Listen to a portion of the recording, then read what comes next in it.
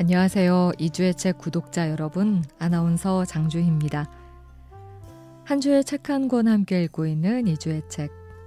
이번 주에는 세바시 PD, 구범준 PD가 쓴 마음을 읽는 감각이란 책을 골라봤습니다.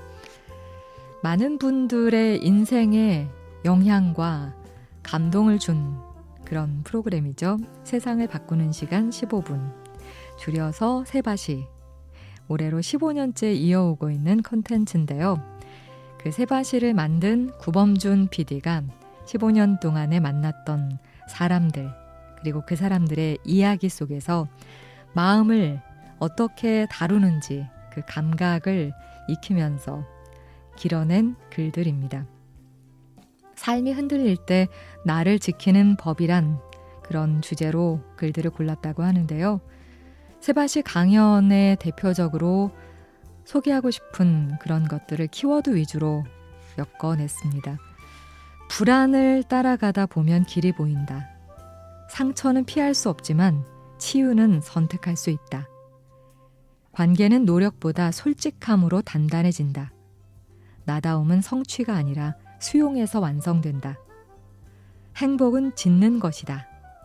이렇게 5장으로 나눠서 글들을 엮어냈습니다.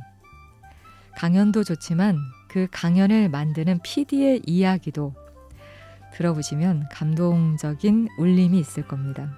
함께 읽어보도록 하죠.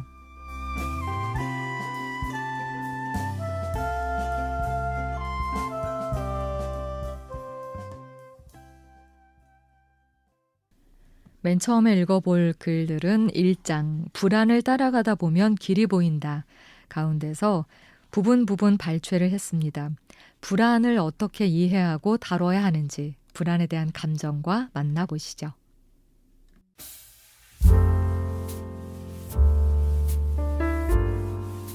왜 다른 사람의 성과를 볼 때마다 흔들릴까? 왜 나의 오늘은 그들의 지금보다 작아 보일까? 그들의 빛나는 순간을 보다 보면 나는 어둠 속에 서 있는 것 같다. 돌아보면 그런 감정이 밀려올 때마다 나는 내일을 객관적으로 보지 못했다. 오히려 스스로를 깎아내리며 그들의 결과와 내 존재를 기울어진 저울 위에 올려놨다. 그렇다면 우리가 느끼는 이 막연한 불안은 무엇일까? 혹시 비교라는 렌즈가 만들어낸 착시는 아닐까?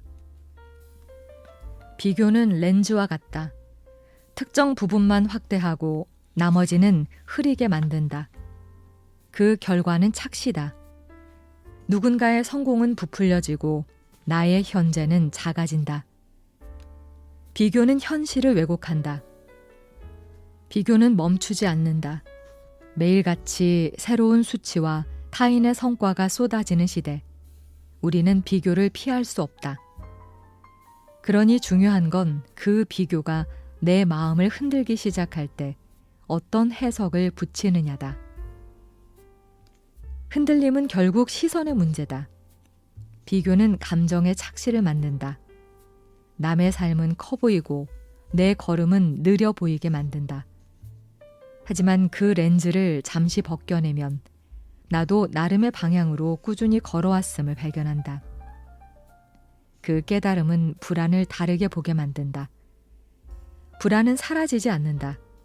그러나 불안은 늘 나쁜 것만은 아니다. 그건 내가 여전히 움직이고 있다는 증거다. 그래서 이제 나는 비교를 없애려 하지 않는다. 대신 그 감정을 정직하게 들여다본다.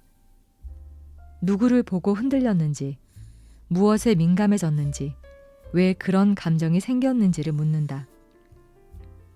그 과정을 통해 불안은 내가 진짜 중요하게 여기는 것이 무엇인지 알려주는 힌트가 된다.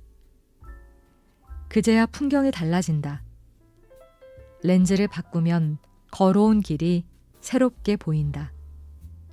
오늘 내가 걷고 있는 이 길도 조금 다르게, 조금 더 따뜻하게 보이기 시작한다. 완벽주의는 단순히 더 잘하려는 의지가 아니다.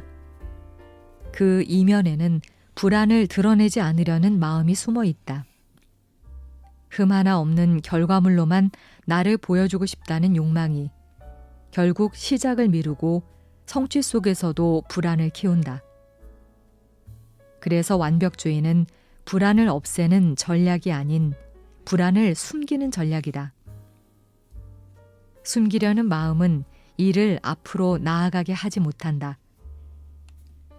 반대로 불완전함을 인정하는 순간 일은 비로소 굴러가기 시작한다. 베타 테스트처럼 덜 준비된 상태라도 내놓고 차근차근 다듬어가는 과정 속에서 완성도가 높아진다. 하지현 교수가 말한 대로 최고의 하루가 아니라 괜찮은 하루에 만족할 줄 아는 태도는 불안을 줄이는 동시에 성취를 가능하게 한다. 완벽하지 않아도 괜찮다. 중요한 것은 멈추지 않는 것이다. 게으른 완벽주의자는 시작조차 못하지만 불완전하지만 용기를 낸 사람은 매일 조금씩 앞으로 나아간다. 완벽이라는 그림자를 걷어내면 그 자리에 남는 것은 불안이 아니라 성장을 향한 힘이다. 결국 우리를 앞으로 움직이는 것은 불완전함을 드러내고도 계속 이어가는 그 꾸준한 걸음이다. 이것이 이 책이 세상에 나오게 된 비결이다. 아주대학교 심리학과 김경일 교수는 불안을 타는 법을 배워야 할 자전거라고 말한다. 자전거를 처음 배울 때를 떠올려 보자.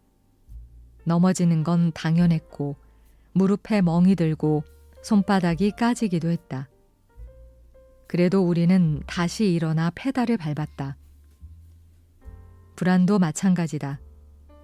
처음엔 흔들리지만 균형을 잡는 법을 익히면 바람을 가르며 달릴 수 있다. 김경일 교수가 강조하는 핵심 전략은 간단하다. 불안을 잘게 쪼개서 조진다. 거대한 불안을 한 입 크기로 자르는 기술이다. 조진다는 표현에는 중요한 감각이 들어있다. 내가 주도권을 쥐고 있다는 느낌, 웅크려 있지 말고 작고 만만한 것으로 쪼개서 하나씩 처리하라는 뜻이다. 이 방식은 나도 자주 쓰는 기술이다. 어제는 냉장고 정리를 하려고 했지만 시작은 계란 칸 하나였다.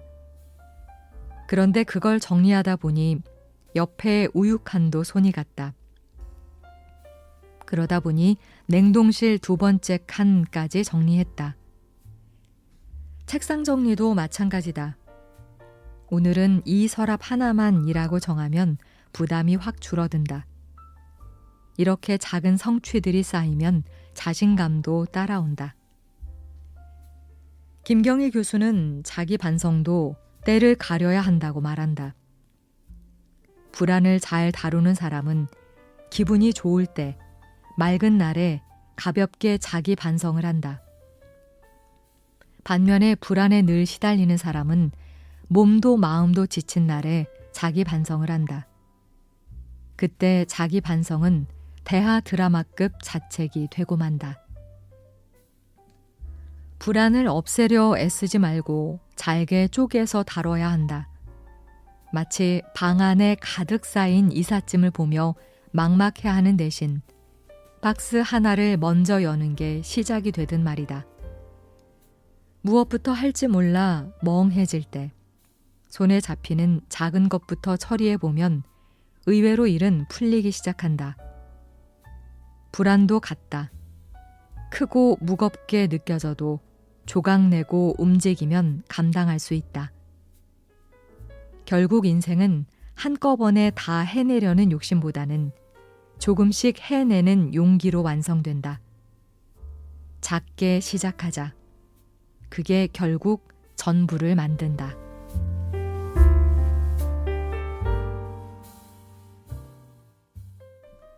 참 달갑지 않은 감정이죠. 불안한 마음이 있을 때 얼마나 그 불안을 견디느라 에너지를 쓰고 힘든지 다 겪어보신 분들 공감을 하시면서 들으셨을 것 같습니다. 거대한 파도처럼 밀려오는 불안을 맞서는 용기, 그 불안을 한꺼번에 처리하려고 하지 말고 부분 잘게 나눠서 눈앞에 닥친 것부터, 손에 잡히는 것부터 처리하면서 불안에 맞서는 용기를 가져라. 그것이 또 창의적인 일을 하는 동기가 되고 에너지가 된다라는 글 나눠봤습니다. 두 번째 장에 있는 상처는 피할 수 없지만 치유는 선택할 수 있다. 가운데 글들 한번 묶어보죠.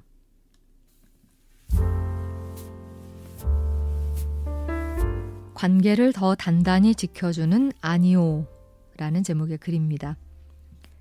거절이 어려운 건 먼 관계에서만이 아니다. 가족이나 친구, 오랫동안 함께 일한 동료처럼 가까운 사람에게도 이 일 좀 도와줄 수 있어? 시간 돼? 같은 말 한마디에 이 정도는 해줘야 하지 않을까란 생각이 먼저 떠오른다. 그리고 또 한 번 하기 싫은 일을 하게 된다. 결국 내 일정을 채운 건 거절하지 못해 쌓인 예스들이었다. 우리는 흔히 거절을 관계를 끊는 말로 오해한다. 하지만 실제로 관계를 무너뜨리는 건 마음에도 없는 예스를 반복하는 일이다. 처음엔 괜찮다. 작은 부탁을 들어주고 감정을 조금 양보한다. 하지만 그것이 반복되면 상대는 나의 선의를 성격으로 오해한다. 그렇게 늘 해주는 사람이 되면 관계는 서서히 한 사람만 애쓰는 쪽으로 굴러간다. 한쪽이 늘 받아주고 양보하는 관계는 결국 일방적 소비 관계가 된다. 기대는 당연해지고 표현은 줄어들고 존중은 무뎌진다. 그 상태가 오래 지속되긴 어렵다.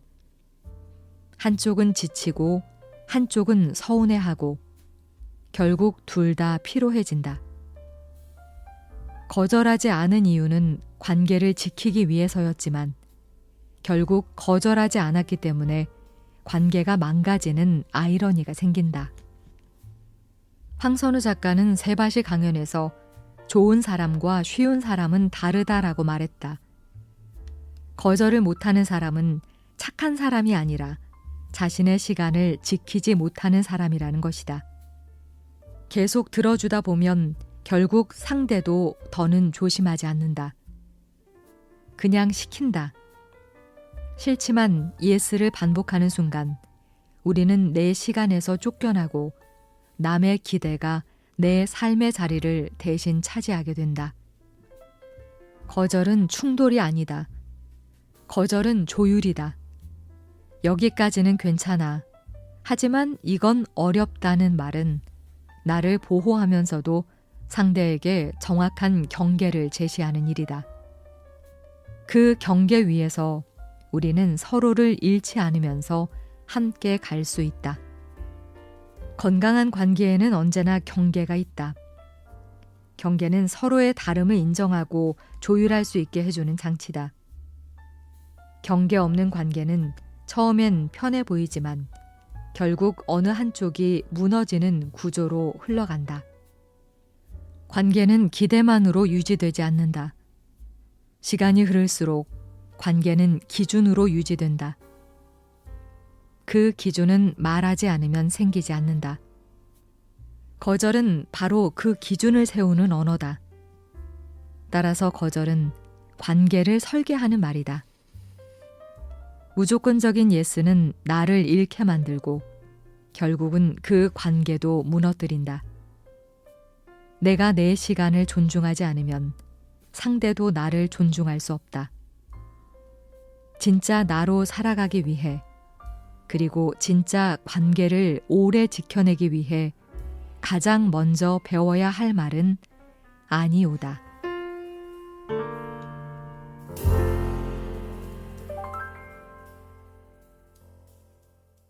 글을 읽으면서 나를 힘들게 하는 그 사람들에 대해서 얼굴이 떠오르신 분들도 계실 것 같습니다. 처음에는 선의로 시작했지만 그 선의를 호의로 받지 않고 당연한 것으로 받아들이는 감사가 없는 관계가 되게 되면 참 서글퍼지죠. 아닌 건 아니라고 나는 여기까진 괜찮지만 여기부터는 어렵다는 걸 정확하게 밝힐 수 있는 거 그것도 연습이 좀 필요할 것도 같아요. 이번에 읽어드릴 글은 혼자서도 잘 사는 방법이란 제목의 글입니다.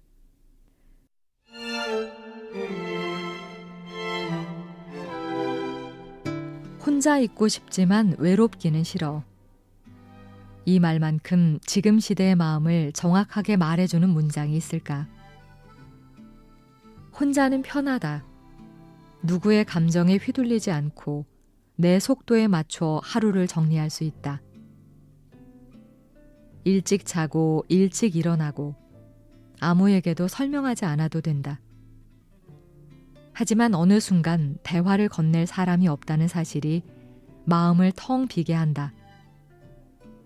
괜찮은 줄 알았는데 문득 이야기 나눌 사람이 아무도 없는 저녁을 마주할 때 우리는 그걸 외로움이라고 부른다. 우리는 사람에게 지치고 관계에 실망하면서 혼자를 선택하지만 그 선택이 진짜 내가 바랐던 것인지 점점 의심하게 된다. 사실 내가 원하는 건 혼자가 되는 것이 아니다. 혼자 있어도 괜찮은 상태다. 타인에게 의존하지 않으면서도 단절되지 않는 상태. 누군가의 시선을 의식하지 않으면서도 눈치 보지 않는 상태. 함께 살아도 휘둘리지 않고 혼자 있어도 허전하지 않은 상태. 그래서 사람들은 조용히 말한다. 혼자 잘 사는 법을 배우고 싶어요. 사람들은 종종 자립과 고립을 혼동한다. 자립은 혼자 사는 법을 배우는 것이지만 고립은 혼자일 수밖에 없는 상태다. 자립은 관계를 끊는 일이 아니다. 관계의 방식을 새로 정하는 일이다. 내 감정을 스스로 책임지면서도 필요할 때 적절히 도움을 요청할 줄 아는 사람. 혼자 있어도 흔들리지 않는 사람은 결국 관계의 기술을 가진 사람이다. 혼자 잘 살고 싶은가? 그렇다면 먼저 함께 사는 감각을 익혀야 한다. 적당한 연결, 서로의 존재를 확인하는 리듬, 말을 건네도 되고 건네지 않아도 되는 여유. 이런 작은 관계의 결이 채워질 때 혼자 있는 시간은 더 이상 외롭지 않다. 결국 혼자 잘 산다는 건 아주 단순한 사실 하나를 받아들이는 일이다. 사람은 혼자 살아도 혼자서만 살 수는 없다. 사람과 사람 사이의 느슨한 연결이 내 마음을 지키고 그 연결을 통해 배우는 유연함이 나를 더 단단하게 만든다. 혼자 잘 살고 싶다면 함께 살아가는 연습부터 시작하자. 함께의 감각을 아는 사람이 혼자 있을 때도 무너지지 않는다.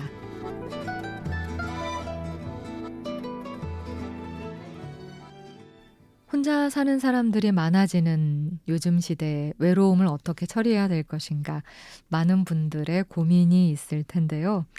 혼자는 괜찮지만 고립은 괜찮지 않다. 책 속의 한 줄이 마음을 흔듭니다. 느슨한 연결로 되어 있는 서로의 존재를 인정하되 서로의 경계를 침범하지 않는 그 건강한 거리에 대해서 생각해 보게 하는 글이었습니다. 이번에 읽어드릴 글은요.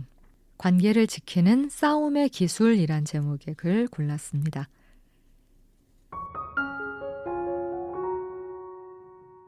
어느 목사님의 설교에서 이런 말을 들은 적이 있다. 사람들은 기도할 때 고난을 피하게 해달라고 간구하지만 그것은 바른 기도가 아니라고 했다. 진짜 기도는 고난이 와도 그 고난을 잘 견뎌낼 수 있는 지혜와 힘을 간구하는 것이라고 한다. 나는 그 말에 깊이 공감했다. 관계도 다르지 않다. 갈등이나 다툼이 전혀 없는 관계가 있을까? 아마 서로 잘 모르는 사이에서나 가능한 일일 것이다. 문제는 갈등 그 자체가 아니다. 정작 우리에게 부족한 건 갈등을 다루는 법, 그리고 싸움 이후 다시 연결되는 법이다. 대부분은 침묵으로 버티며 시간이 해결해 주길 기다리지만 그 시간이 오해를 굳히는 경우가 더 많다. 싸움은 관계를 깨뜨리는 사건이라기보다 관계를 단단히 다듬을 기회가 될 수 있다. 중요한 것은 싸우느냐 마느냐가 아니다. 어떻게 싸우고 또 어떻게 회복하느냐다. 규칙 없는 싸움은 폭력이 되지만 규칙 있는 싸움은 스포츠가 되듯 다툼에도 규칙과 기술이 필요하다. 화를 삼키는 것이 능사가 아니고 침묵이 해결책도 아니다. 감정을 안전하게 드러내고 서로의 마음을 확인하고 다시 연결하는 과정은 저절로 만들어지지 않는다. 그것은 관계를 지켜내는 다툼의 기술로 가능하다. 우리가 흔히 빠지는 오해가 있다. 첫째, 싸우면 끝이다. 둘째, 시간이 약이다. 셋째, 침묵이 최선이다. 그러나 끝나는 것은 대화이고 시간이 지나며 굳어지는 것은 오해이며 침묵은 해결을 보류하는 것뿐이다. 다툼을 관계의 파국으로 만들지 않으려면 목적을 분명히 해야 한다. 이기기 위해 싸움인가? 아니면 함께 살기 위해 다툼인가? 목적이 정리되면 태도가 달라진다. 감정이 격해지면 잠시 멈추고 다시 대화로 돌아올 약속을 해야 한다. 그리고 다시 마주 앉을 때는 무엇이 상처였는지, 무엇을 바라는지, 무엇을 바꿀 수 있는지를 짧고 분명하게 확인한다. 그때 싸움은 정리와 회복의 과정이 된다. 우리는 흔히 싸움 없는 관계를 꿈꾼다. 그러나 삶에 고난이 없기를 기도하는 것이 헛된 것처럼 다툼 없는 관계를 바라는 것도 환상일 뿐이다. 중요한 것은 다툼이 없는 것이 아니다. 다툼을 해도 서로를 놓지 않는 것이다. 이해와 존중이 마지막에 남는다면 그 싸움은 관계를 한 번 더 단단하게 만드는 경험이 된다.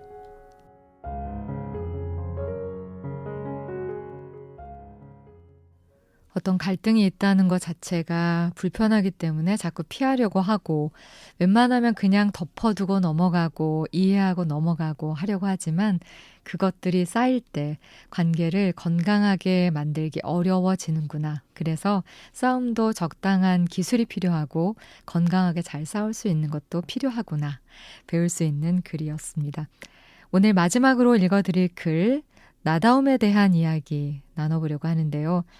마지막으로 읽어드릴 글, 나다움은 낯설음을 먹고 자란다. 함께 읽어보죠.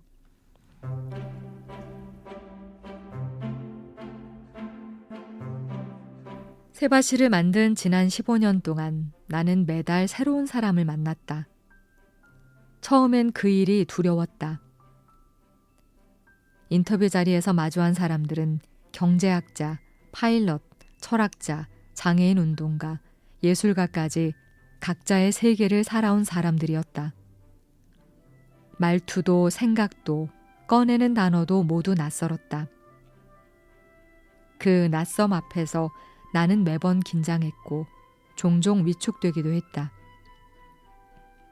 하지만 대화를 마치고 나올 때면 언제나 조금 달라진 나를 발견했다. 몰랐던 세계를 알게 되었다는 사실, 내 사고가 아주 조금 더 넓어졌다는 감각이 분명하게 남았다. 낯설음은 불편했지만 그 불편함이 나를 변화시키고 있었다. 우리는 보통 익숙함 속에 머무르려 한다. 익숙한 환경은 안전하고 편안하다.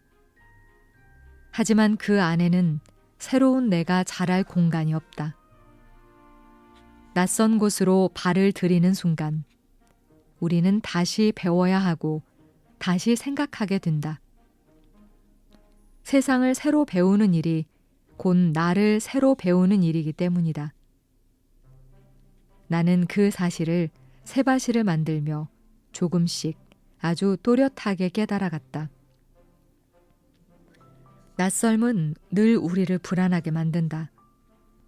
새로운 환경, 새로운 사람, 새로운 시도를 마주하면 마음은 본능적으로 움츠러든다. 하지만 그 불편함을 피할수록 우리는 조금씩 작아진다. 반대로 그 낯설음을 향해 한 걸음 내디딜 때 익숙함 속에서는 보이지 않던 또 다른 나가 모습을 드러낸다.